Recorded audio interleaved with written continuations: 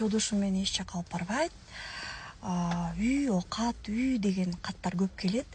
Кыздар бизчи мындай күтүүдө жашай береткенбиз да. Жоопкерчиликти почему-то эркектерге келип коет экенбиз да. Бүт жерден эркектер бизди обслуживать этиш керек экен.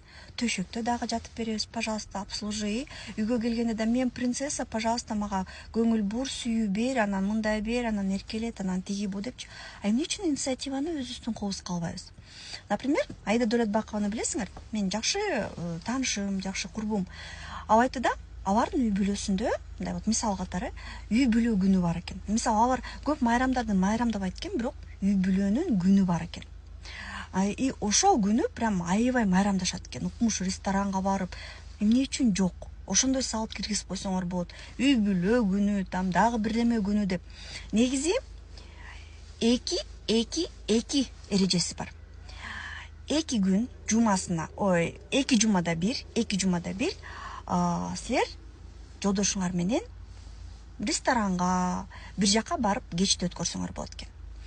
2 айда бир жолдошуңар менен, мисалы Кыргызстандан эле бир 1-2 күнгө барып экөөңөр чогуу эс алып келсеңер болот экен.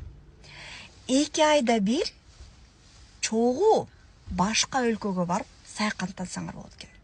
Эми 2 айда бир боло албаса мейли 2-2-6 кылып койгой, 2-2-9 кылып койгой.